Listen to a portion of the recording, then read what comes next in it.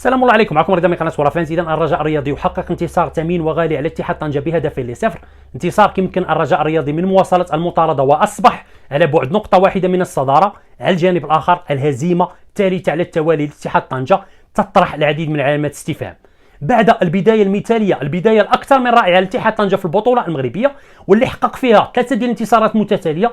لاحظنا واحد التراجع نسبي سواء فيما يخص الاداء داخل ارضيه الملعب وكذلك النتائج. ترتيب البطوله المغربيه بعد اجراء لقاءات الجوله السابعه: الوداد في الصداره ب 18 نقطه، الرجاء الرياضي في المركز الثاني ب 17 نقطه، النهضه البركانيه واولمبيك اسفي في المركز الثالث والرابع ب 11 نقطه.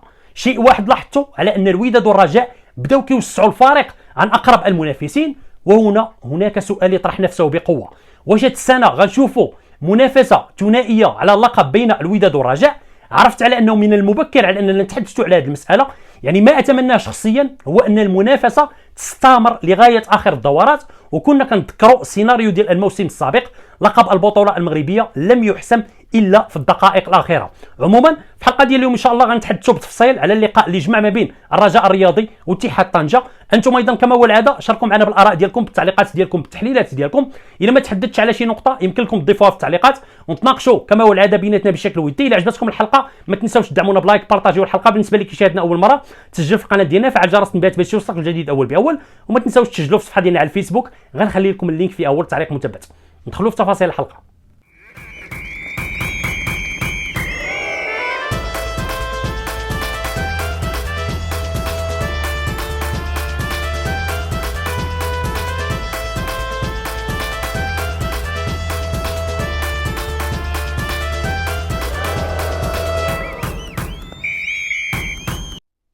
الفريقين دخلوا لقاء اليوم وعليهم واحد الضغط كبير. الرجاء الرياضي كان مطالب بتحقيق انتصار ولا شيء غير انتصار اذا ما اراد تقليص الفارق عن صاحب المركز الاول الوداد الرياضي.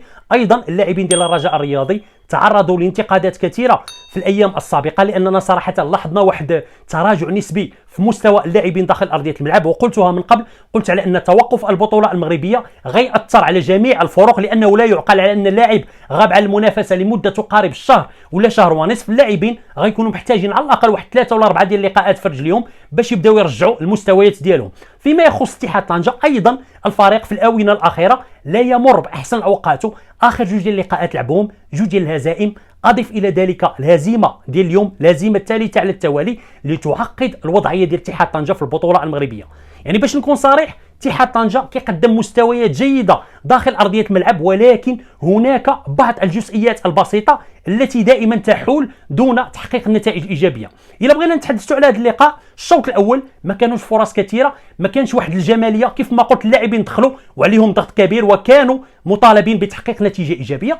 اتحاد طنجه كيبقى وفي للنهج ديالو، دفاع متقدم، الضغط العالي ما كيخليش الخصم يلعب باريحيه، وكيعتمد على الهجمات المرتده التي يتقنها صراحه بواحد الطريقه جيده. فيما يخص الرجاء الرياضي كيلعب بالطريقه ديالو، بالنهج ديالو الوفي، كيحاول يبني الهجمات من الدفاع، كيعتمد على السرعه ديال الاجنحه كل من السعداوي وكذلك اللاعب رحيمي. اضف الى ذلك التحركات الاكثر من رائعه للاعب مالونغو. كيف ما قلت الشوط الاول ما شاهدناش فرص كثيره. الرجاء الرياضي كان قريب في بعض المرات من تسجيل هدف التقدم، ولكن دائما لاحظنا على ان الدفاع ديال اتحاد طنجه واقف مزيان داخل ارضيه الملعب ومتمركز مزيان، وما كيعطيش فرصه للاعبين ديال الرجاء الرياضي باش يلعبوا بالاريحيه ديالهم. احسن سيناريو حصل فريق الرجاء الرياضي هو انه تمكن من تسجيل هدف التقدم تقريبا 5 ديال الدقائق قبل نهايه الشوط الاول عن طريق اللاعب السعداوي.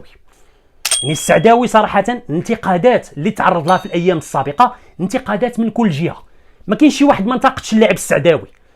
يعني تصور على انك تدخل لقاء اليوم وعليك هذا الضغط هذا وغتكون مطالب بالرد داخل ارضيه الملعب. كان الله في عون هذا اللاعب. يعني هدف كما كنقول جاء في وقته بالنسبه للاعب السعداوي باش يحرره من الضغوطات وباش يخليه يرجع الثقه ديالو، لان الرجاء الرياضي محتاج لهذا اللاعب. وانا تنظن على ان يعني سبحان الله في بعض المرات الجماهير ما كتكونش منصفه. دائما كنعطيو تقدير للاعب اللي كيسجل ولا اللاعب اللي كيعطي الهدف ديال الهدف، ولكن في بعض المرات كنساو جنود الخفاء سواء المدافعين ولا اللاعبين ديال الوسط. يعني السعداوي لاعب مجتهد داخل ارضيه الملعب، يعني ترى هنا كيضغط، عمره يعني ما عمرك ما تشوفه كما كنقولوا واقف، ولكن يعني هذه المساله تعتبر طبيعيه في كره القدم. دائما يمكن تجيك واحد الفتره من الفترات ما تكونش موفق داخل ارضيه الملعب ولا تكون كره ما باغياتش. وشفنا هذه المساله في كره القدم الاوروبيه، يا ما شفنا لاعبين ضيعوا اهداف امام شباك فارغه. وهذا الامر لا يعني على ان اللاعبين ما عندهمش مهاره ولا ما عندهمش تقنيات، ولكن كيف ما قلت الضغط دائما كيكون عنده واحد الدور كبير. كيف ما قلت تنظر على ان جمهور الرجاء الرياضي غيفرح بهذا الهدف اللي سجلوا السعداوي باش يعطيه ثقه فيما هو قادم من اللقاءات. كيف ما قلت الهدف ديال السعداوي حرر اللاعبين ديال الرجاء الرياضي، لانه باش تنهي الشوط الاول متقدم بهدف ل0 غيعطيك واحد الثقه باش تبدا الشوط الثاني.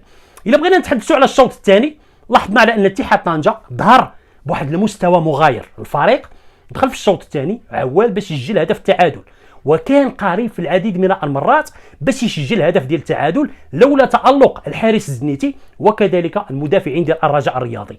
يعني تقريبا في 20 ولا 25 دقيقه من بدايه الشوط الثاني لاحظنا واحد التراجع غير مبرر من الرجاء الرياضي، وكاد ان يدفع الثمن ديالو غالي لو ان اتحاد طنجه استغل الفرص التي اتيحت له. المشكل ديال اتحاد طنجه يكمن في اللمسه الاخيره. فريق مجتهد، فريق كيضغط، فريق كيخلق فرص، ولكن فريق لا يسجل. يعني اهم شيء في كره القدم هو انك تسجل اهداف. اتحاد طنجه محتاج على انه يخلق 5 ولا 6 ديال الفرص باش يسجل لك هدف واحد، وهذه المساله لا تعقل في كره القدم. اذا ما اردت الانتصار في اللقاءات يجب استغلال انصاف الفرص. يعني كيف ما قلت اتحاد طنجه دخل ضاغط في الشوط الثاني، تراجع غير مبرر من الرجاء الرياضي، تراجع غير مبرر. لا يعقل على انك رابح بواحد وترجع تدافع، لان الخصم يمكن يعاقبك ويجي في الدقيقه 90 ويسجل عليك هدف التعادل. ايضا واحد التغيير غير مفهوم بالنسبه لي، لاحظنا تقريبا في الدقيقه 60 المدرب خرج السعداوي ودخل بن حليب. يعني السعداوي كيف ما قلت عانى في اللقاءات السابقه، ما كانش عنده ثقه، اليوم تمكن من تسجيل هدف. يعني كنت كنفضل على ان المدرب يخليه حتى الدقيقه 70 ولا الدقيقه 80، يمكن كما كنقولوا ياخذ ثقه اكثر. عموما كتبقى هذه وجهه نظر ديالي الشخصيه، خليوا لي الاراء ديالكم فيما يخص هذه المساله. من بعد ذلك لاحظنا على ان الرجاء الرياضي تفطن على ان اتحاد طنجه قريب من تسجيل هدف التعادل، وبدا كيبادر وتمكن من خلق خطوره واضحه، خصوصا اللاعب بن حليب بعد الدخول ديالو تسديده قويه ولكن كتصطدم بالقائم. يعني اتحاد طنجه في الشوط الثاني دفع ثمن الاندفاع ديالو، ثمن المغامره ديالو. الرجاء الرياضي عن طريق هجمه مرتده كيتمكن من تسجيل الهدف الثاني عن طريق اللاعب مالونغو. اللاعب مالونغو الذي اعتبره شخصيا من افضل اللاعبين في الرجاء الرياضي في اللقاءات الاخيره، لاعب مثابر، لاعب مجتهد، وايضا استرجع الحس التهديفي ديالو. ايضا بغيت نتحدث على اللاعب الحفيظي. اللاعب الحفيظي في هذا اللقاء عطى 2 اهداف، مستر اسيست، لاعب ما شاء الله عليه، بابا نويل كره القدم المغربيه، كيوزع الهدايا، هديه هنا هديه هناك. حفيظي بابا نويل كره القدم المغربيه. صراحه اي فريق اي مدرب كيتمنى يكون عنده الحفيظي في التشكيله ديالو، كيعطيك خيارات بالعين الثاقبه ديالو، بالاهداف ديالو، بالتمريرات ديالو، بالحضور ديالو. صراحه اللاعب الحفيظي كيتعتبر من افضل اللاعبين في البطوله المغربيه. كيف ما قلت انتصار مهم لفريق الرجاء الرياضي بهدفين ل0 ليقلص الفارق عن صاحب المركز الاول الوداد الرياضي الى نقطه واحده. اتحاد طنجه صراحه بالرغم من الهزيمه ولكن ظهر بمستوى جيد، مستوى مشرف داخل ارضيه الملعب. ما ينقص اتحاد طنجه وهو اللمسه الاخيره. فريق كيدير كل شيء داخل ارضيه الملعب، كيخلق فرص، كيضغط، ولكن لا يسجل اهداف. تنظر على اتحاد طنجه محتاج المهاجم من العيار الثقيل، مهاجم يسجل من انصاف الفرص. عموما كان هذا الراي ديالي، اهم الراي ديالي بغيت نعرف الاراء ديالكم. خليوا لي الاراء ديالكم في التعليقات ونتناقشوا بيناتنا كما هو العاده بشكل ودي. الى عجبتكم الحلقه ما تنساوش تدعمونا بلايك، بارطاجيو الحلقه. بالنسبه لي كيشاهدنا اول مره تسجلوا في القناه ديالنا، فعل جرس التنبيهات باش يوصلك الجديد اول باول، وما تنساوش تسجلوا في الصفحه ديالنا على الفيسبوك، غنخلي لكم اللينك فيها اول تعليق مثبت. كان معكم رضا من قناه كره فانز، السلام عليكم.